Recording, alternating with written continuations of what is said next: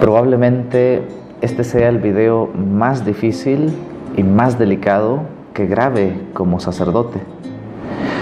Quiero hablar de los casos de pedofilia, los casos de abuso sexual por parte de sacerdotes en concreto.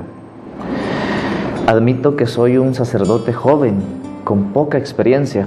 Estoy seguro que habrán muchos otros sacerdotes más capacitados que yo para hablar de este tema. Pero así como a muchos sacerdotes, a mí también me duele todo este tema, me avergüenza, y por eso me he decidido a grabar este video. No pretendo acá, con este video, juzgar a nadie.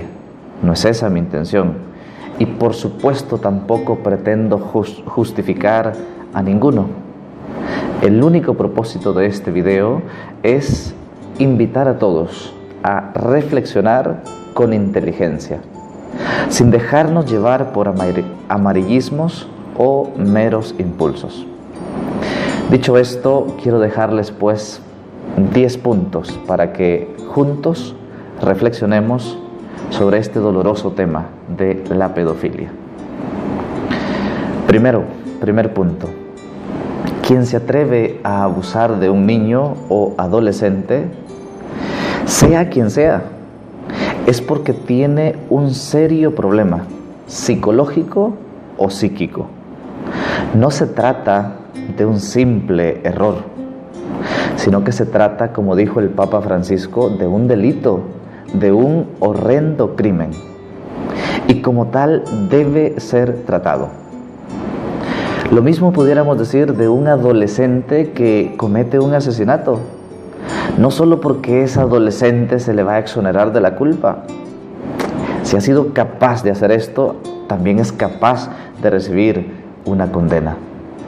Pues el Papa Francisco ha dicho, esto es un crimen y se debe tratar precisamente como tal. Sea quien sea, padre de familia, sacerdote, maestro, etc. En el caso de la pedofilia en los sacerdotes, tratándose entonces de un delito grave, debe tratarse como tal, según la ley vigente. Y tratándose de un pecado grave, debe tratarse o se debe proceder según la ley canónica vigente. Segundo punto. Es importante poner las cosas en contexto.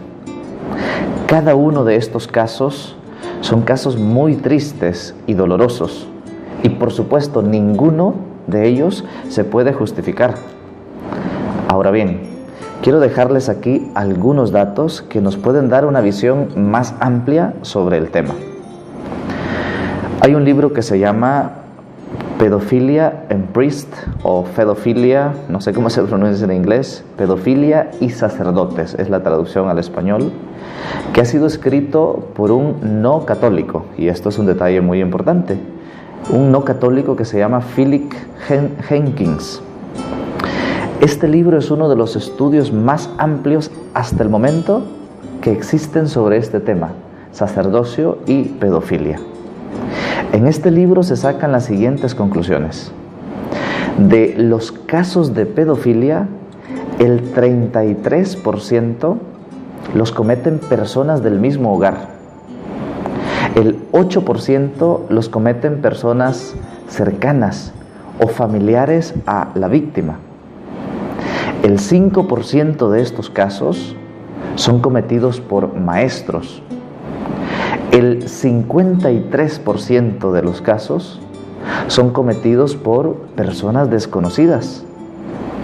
Y menos del 1% son cometidos por sacerdotes. Repito, ninguno de estos casos puede ser justificado, pero esto nos puede ayudar a poner las cosas en contexto y, por lo tanto, asumir que es un problema grave que está afectando a todos los ámbitos de la sociedad. Maestros, padres de familia, padrastros, sacerdotes, etc. Sería injusto generalizar de que solo se trata de sacerdotes. Es como decir que todos los rockeros son satánicos. No. O que todos los hombres son infieles e irresponsables. No. Lo mismo en el caso de los sacerdotes. No todos los sacerdotes son pedófilos.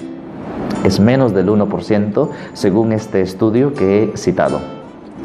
Hay miles y miles de sacerdotes que se santifican a diario, que hacen una buena obra en el mundo de educación, de caridad, etc. Tercer punto. Tú que estás viendo este video, agradece que tus pecados o que tus errores no son públicos. Todos fallamos y tenemos nuestras caídas, pero quizá las tuyas y las mías, a diferencia de estos hermanos, no son públicas. Que esta situación nos lleve a todos a hacer un profundo examen de conciencia y darnos cuenta, creo que el filósofo Pascal era que decía, que todos nos movemos como en una cuerda entre bestia y ángel, que todos somos capaces de lo mejor y de lo peor. Que esta situación nos ayude a hacer un profundo examen de conciencia. Yo estoy haciendo el bien, y agradécele a Dios si quizá tus pecados no son públicos como los de estos hermanos. Cuarto punto. Es muy fácil, súper fácil, hacer leña del árbol caído. Recuerda un consejo que nos dejó el apóstol San Pablo. El que esté firme, cuide de no caer. Si tú has hecho las cosas bien, sé humilde, sé sencillo, da gracias a Dios. Si tú has sido fiel, si tú has sido responsable, qué bueno. Pero que eso no te lleve a ponerte como juez, a ponerte por encima de los demás. El que esté firme, cuide de no caer. Y que esto me ayude a pensar cómo me gustaría ser tratado si yo estuviese en su lugar. ¿Cómo me gustaría que me traten si yo cayera en algo como esto? No hacer leña del árbol caído. Todos podemos fallar. Quinto dato. ¿Está haciendo algo la Iglesia en este tema? Por supuesto, está haciendo muchísimo. Ya desde el Papa Benedicto, a inicios del año 2000, se dio vía libre para que quien incurra en abuso sexual, en el caso de los sacerdotes, sea juzgado civilmente. El Papa Francisco, desde que inició, insiste en cero tolerancia ante estos casos. Todos los obispos, cuando se denuncia un caso de estos actualmente, el obispo tiene la obligación de suspender las funciones ministeriales de inmediato al acusado, mientras dura la investigación. Sí se está haciendo mucho, y ya han habido varios sacerdotes juzgados por este delito grave, y por supuesto suspendidos de sus funciones en muchos países. Hubo un caso en México, uno de los más emblemáticos, que el sacerdote fue condenado a 63 años de cárcel por este delito. Está actualmente en la cárcel precisamente pagando esta culpa. Sí se está haciendo algo y se está haciendo mucho. Sexto dato. ¿Es culpa del celibato? Por supuesto que no. Es culpa de una sexualidad desenfrenada y de una afectividad en crisis. Quien tiene este problema es porque lo viene arrastrando en su interior, quizá desde su infancia, quizá porque vivió una situación similar o una situación difícil en su infancia. Pero el problema está en el corazón. El problema está en el interior de esta persona. Lo trae en sí mismo. Y sea quien sea o esté donde esté, tendrá caídas. Si fuera culpa del celibato, no habrían papás, no habrían padrastros, no habrían píos pederastas. El problema es cuando una persona se mete como sacerdote y trae estos problemas en sí. Y se salta todos los filtros, finge, miente, etc. El celibato es un don de Dios, que si no se vive con libertad y responsabilidad, no funciona. Todos, sacerdotes, padres de familia, maestros, debemos ordenar nuestra sexualidad, porque si no, caemos tan bajo como estos casos lo evidencian. Hay un libro que les recomiendo encarecidamente, lo escribe Daniel Portillo. Se llama Psicoteología del discernimiento vocacional. Ella habla de los puntos que se deben tener en cuenta sobre el proceso de selección, sobre el proceso de conocimiento de las personas que aspiran al sacerdocio. Séptimo dato. Tengamos mucho cuidado con las noticias amarillistas. Son esos canales, esas páginas o sitios web que utilizan un porcentaje de verdad, porque no todo es mentira, muchas veces. Utilizan un porcentaje de verdad, pero solo son sensacionalistas. Lo único que les interesa es fomentar el morbo y no les interesa la verdad, sino que buscan rating, buscan posicionarse, buscan ganar seguidores. Cuidado con esos títulos sensacionalistas, porque puede que tengan un porcentaje de verdad, pero fomentan el morbo, no les interesa una solución, no les interesa la verdad.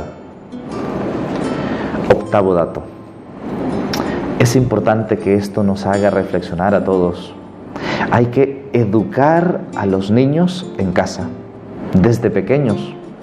No tratar el tema de la sexualidad como un tema tabú, sino más bien enseñarles a los niños desde pequeños a valorar y respetar su cuerpo. Animarles a pedir ayuda cuando alguien toque su cuerpo o les falte el respeto. Aprender a dialogar, fomentar la confianza para que no se sientan culpables si alguien intenta algo con ellos. Es importante animarles a que si sucede esto, busquen la ayuda de un adulto. Hay que cuidar a nuestros niños, hay que educarlos, hay que enseñarles a que respeten y que les respeten su cuerpo. Noveno dato. ¿Qué hacer como católicos cuando falla un sacerdote? Pedir ayuda, por supuesto, pedir asesoría, buscar al superior de esta persona, comunicar los hechos. Pero como católicos, les dejo la cita bíblica Juan 13, del 16 al 20. Es aquel relato donde le llevan a los discípulos un endemoniado y los discípulos no pueden sacar este demonio. Entonces esta gente, cuando los discípulos fallan, no pueden, van donde Jesús y le dicen: Maestro, tus discípulos no pudieron. Cuando falle un sacerdote, busca a Dios. No te alejes de la gracia sacramental, no te alejes de Dios, no te alejes de los sacramentos, no te alejes de la oración, porque eso te va a ayudar a sanar. Y por último, decía Fernando Casanova: no veo crisis irremediables en la iglesia, veo más bien al Espíritu Santo purificándola y me veo a mí colaborando. Muchas veces perdemos la perspectiva con estos escándalos, con estos casos muy tristes. Pero en cuanto a la iglesia, estoy totalmente convencido de que es el Espíritu Santo el que sigue guiándola. Es Jesús el quien sigue evitando que los poderes del infierno prevalezcan sobre ella. No veo crisis, dice Fernando Casanova, y me identifico con estas palabras. No veo crisis irremediables. Es el Espíritu Santo que está trabajando para purificar a esta iglesia que Cristo fundó. Es muy fácil arrojar basura sobre los que fallan. Pero tú y yo, ¿qué estamos haciendo para ayudar al mundo? Solo el amor puede ahogar al odio. Solo el bien puede acabar con el mal. Solo el buen ejemplo puede limpiar un mal testimonio. La civilización del amor, como nos exhortaba el Papa Juan Pablo II, es la única que puede contrarrestar esta cultura de la muerte que se está impregnando en las familias, en la iglesia y en la sociedad. Querida hermana, querido hermano, si otros han dejado feas cicatrices, tú y yo esforcémonos por dejar bonitas huellas. Que Dios les bendiga. Soy el Padre Sam, sacerdote de la Iglesia Católica.